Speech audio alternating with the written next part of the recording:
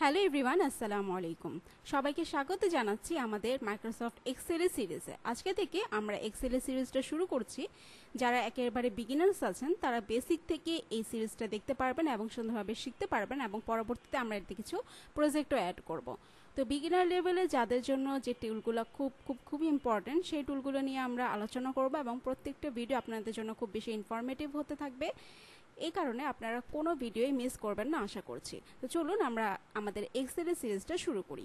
তো প্রথমে আমাদের এক্সেলের এটা হচ্ছে ড্যাশবোর্ডে আসার পর আমরা বেশ কয়েকটা টেমপ্লেট দেখতে পাবো, কিন্তু যেহেতু আমরা শুরু থেকে শুরু করছি তাই আমাদের যে ব্ল্যাঙ্ক ওয়ার্কবুকটা আছে সেটা আমরা চুজ করব। ঠিক আছে, তো আমরা ব্ল্যাঙ্ক ওয়ার্কবুকে ক্লিক করছি। ক্লিক করার পর আমাদের সামনে এই যে ইন্টারফেসটা চলে আসছে, একটা হচ্ছে কি এক্সেলের উইন্ডো। তো উপরের দিকে যেগুলো আছে সেগুলোকে বলা হয় মেনু বার। প্রত্যেকটা মেনুর আন্ডারে ডিফারেন্ট ক্যাটাগরি আছে, সেগুলোর কিন্তু আলাদা আলাদা কাজ আছে। তো প্রত্যেকটা কাজই আমরা খুব সুন্দরভাবে শিখবো, যেগুলো আমাদের জন্য বেশি ইম্পর্টেন্ট। তো প্রথম থেকে শুরু করি যে এই যে আমাদের যে ঘর কাটা আছে, তাই না? এক্সেলের আমরা যখন ওয়ার্ডে সিরিজটা করেছিলাম, ওয়ার্ডের যে ইন্টারফেস ছিল সেই ইন্টারফেসটা কিন্তু এক ধরনের ছিল, আবার মাইক্রোসফট পাওয়ার পয়েন্টের ইন্টারফেসটা ছিল অন্য ধরনের। একইভাবে এক্সেলটাও অন্য ধরনের। এক একটা টুল কিন্তু এক একটা কাজের জন্য প্রয়োজন হয়। আমরা যারা অফিসিয়ালি কাজ করি তাদের জন্য এক্সেলটা মেনটেন করা বা শিটটা মেনটেন করা কিন্তু খুবই ইম্পর্টেন্ট। এই কারণে আমাদের এক্সেলটা শেখা অত্যন্ত জরুরি। তো এই যে আমাদের ঘর ঘর কাটা দেখা যাচ্ছে, এটাকে বলা হয় মূলত শিট। ঠিক আছে, যে নিচের দিকে দেখেন শিট লেখা আছে। তো এই শিট অনেকগুলো হতে পারে। ঠিক আছে, আমরা যে যখন এই প্লাস বাটনে ক্লিক করি তখন কিন্তু আমাদের এখানে নতুন একটা শিট চলে আসে। ঠিক আছে, একইভাবে যখন আমরা কন্ট্রোল এন দিব তখন আবার আগের মতো হয়ে যাবে। ওকে, তো এরকম করে করে আমরা প্লাস বাটনে ক্লিক করে করে এই শিটগুলোকে বাড়াতে পারি। একই সাথে আমরা আমাদের কাজের সুবিধার জন্য ধরে নেন যে এই একটা শিটে বললো আপনাকে এমপ্লয়ীদের ইনফরমেশন নেওয়ার জন্য, আরেকটা শিটে বললো যে সেই এমপ্লয়ীদের স্যালারি শিটটা তৈরি করার জন্য, এবং আরেকটাতে বললো যে আপনাদের যারা যারা হচ্ছে এই মান্থে ছাঁটাই করা দরকার বা নতুন যারা এমপ্লয়ি আছে তাদের লিস্টটা করার জন্য।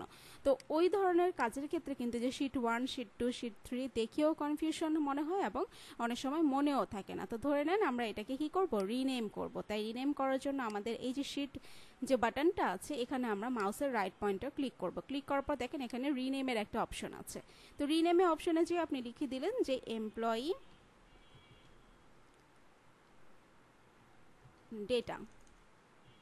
ঠিক আছে, তারপরে যে শিট 2তে আমি লিখে দিলাম যে স্যালারি,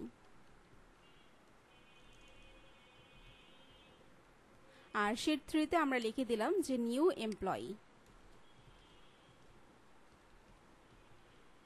ঠিক আছে, তাহলে কিন্তু আমাদের প্রত্যেকটা শিট আলাদা আলাদা হলো এবং নামগুলোও চেঞ্জ হলো। একই সাথে আমরা যে এই শিট আছে, এই শিটের যে কালারটা আছে বা ট্যাবের কালারটা আছে, সেই কালারটাও কিন্তু আমরা এখান থেকে চেঞ্জ করে দিতে পারবো। যেমন এটাতে একটা দিলাম, এটাতে আমরা আবার অন্যটা দিলাম, এবং এটাতে আবার আমরা অন্যটা দিতে পারি। ওকে, দেখেন প্রত্যেকটার কিন্তু শিটের কালারটা বা ট্যাবের কালারটাও কিন্তু চেঞ্জ হয়ে গেছে, যাতে করে আমরা খুব সহজে সুন্দরভাবে বুঝতে পারি যে এই শিটে এই ধরনের কাজগুলো করা হয়। ওকে, এখন আসেন যে এই যে আমরা একটা ঘর বা এখানে ক্লিক করছি, এখানে ক্লিক করছি, তাই তো? তো এই যে লম্বালম্বিভাবে যেগুলো, যেমন এটা কি লেখা আছে এ, বি, সি, এই সবগুলোকে বলা হয় কলাম। ঠিক আছে, আমরা যদি বলি যে সি কলামটা সিলেক্ট করো, তাহলে আপনি কি করবেন, এটা সিলেক্ট করতে হবে। যদি বলা হয় যে কে কলামটা সিলেক্ট করতে হবে, তাহলে আপনি কে এখানে ক্লিক করবেন, তাহলে পুরো কলামটা সিলেক্ট হয়ে যাবে। একইভাবে যে 1, 2, 3, 4 দেওয়া আছে, এগুলোকে বলা হয় রো। ঠিক আছে, এটা হচ্ছে 9 রো, এটা হচ্ছে 16 রো, এটা হচ্ছে 25 রো, এরকম করে কলাম এবং রো হিসাব করা হয়। এবং আমরা যদি এইটাতে ধরি, মানে প্রত্যেকটা যে ঘর, এই ঘরকে এক্সেলের ভাষায় বলা হয় সেল। ঠিক আছে, প্রত্যেকটা ঘরকে বলা হয় সেল। তো এই সেলে প্রত্যেকটা সেলে কিন্তু আবার নাম থাকবে। কিরকম নাম থাকবে, আমি যখনই এই সেলটাতে আছি, দেখেন এই সেলটা হচ্ছে উপরে কি লেখা আছে G9, কারণ এটা কলাম হচ্ছে জি এবং রো হচ্ছে 9।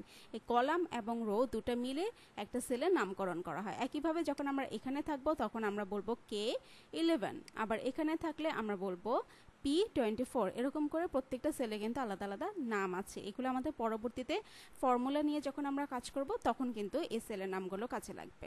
তো এতটুকু ক্লিয়ার আপনারা যে সেল কোনটা, কলাম কোনটা, মানে রো কোনটা, আবার শিটগুলোর যে নাম দেওয়া যায়, ট্যাবের যে কালারগুলো দেওয়া যায়, এইটুকু ক্লিয়ার। এখন এর মধ্যে জাস্ট একটা সিম্পল জিনিসই আছে, যে ধরেন আমি এখানে কিছু লিখলাম।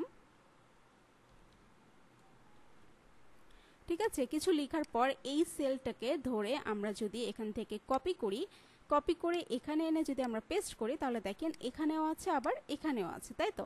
আবার যদি আমরা চাই যে এইটাকে আমরা কাট করে দেব, কাট করে এখানে এনে পেস্ট করব, তাহলে দেখেন এখানে নেই এখানে চলে আসছে।